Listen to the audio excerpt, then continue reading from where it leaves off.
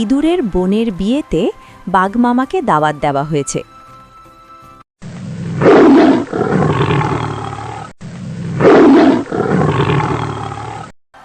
বনের এক কোণে সুন্দর করে ছোট ছোট ফুল ও আলোকসজ্জা দিয়ে সাজানো হয়েছে ইঁদুরের গর্তের সামনের অংশ। ইঁদুর গেটে দাঁড়িয়ে অতিথিদের অভ্যর্থনা জানাচ্ছে। হঠাৎ মাটি কেঁপে উঠল, ধপ ধপ শব্দে বাঘ মামা হাজির। ইঁদুর ভয় প্রথমে লাফ দিয়ে গর্তে ঢুকতে গিয়েও থমকে দাঁড়ালো। ওরে বাবারে, এ তো স্বয়ং বনরাজ। আসুন বাঘমামা, আসুন।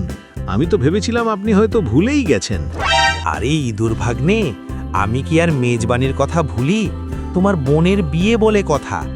কিন্তু সমস্যা হলো, তোমার গেট তো দেখি আমার নখের সমান। আমি ঢুকবো কোথা দিয়ে? ইঁদুর মাথা চুলকে লজ্জিত হাসল। মামা, আমাদের ঘরটা তো একটু মিনি সাইজ। আপনি ভেতরে ঢুকলে তো ছাদ আকাশ হয়ে যাবে।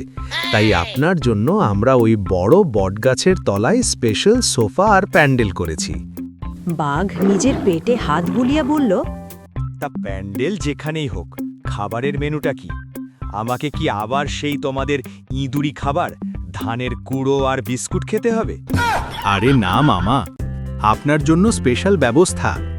বনের হরিণ ভাইরা এক ঝুড়ি তাজা ফল আর পাশের গ্রাম থেকে আনা বড় বড় 2 হাঁড়ি মহিষের দুধের দই পাঠিয়েছে। আর হ্যাঁ, আপনার প্রিয় স্পেশাল খাসির মাংসের অর্ডার দেওয়া হয়েছে।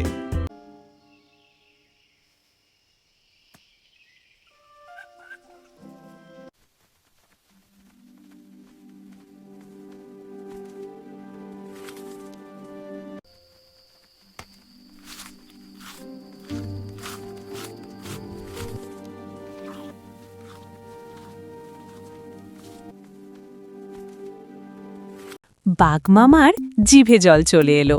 সে খুশি হয়ে ল্যাজ নাড়াতে লাগল। ইঁদুর বাঘকে সেই স্পেশাল প্যান্ডেলের কাছে নিয়ে গেল।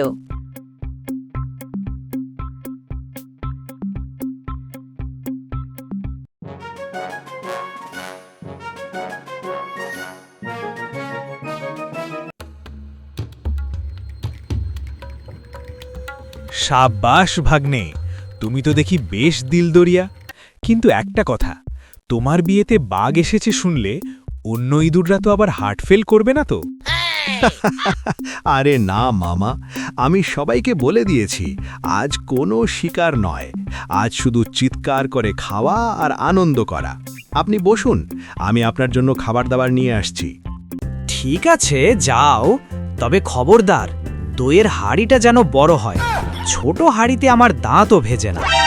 নিশ্চিন্ত থাকুন মামা, আপনি যখন এসেছেন তখন মেজবানি হবে রাজকীয়। ইঁদুরটি নেচে নেচে ভেতরে যায়, আর বাঘমামা আইস করে বটগাছের নিচে বসে বাতাস খেতে থাকে।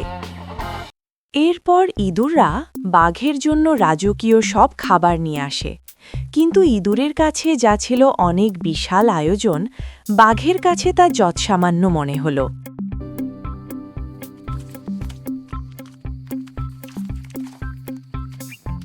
আরে ইঁদুর বন্ধু, তোমারে খাবার তোমার জন্য বিশাল হলেও আমার জন্য নিতান্তই কম। তবুও তুমি তোমার সাধ্যমতো চেষ্টা করেছো, এজন্য তোমাকে ধন্যবাদ। ধন্যবাদ দিয়ে আমাকে ছোট করবেন না। তোমাকে কি ছোট করব? তুমি তো এমনিতেই ছোট। আচ্ছা, এখন তবে আসি। বিদায়। তুমি সময় করে আমার বাসায় যেও কিন্তু।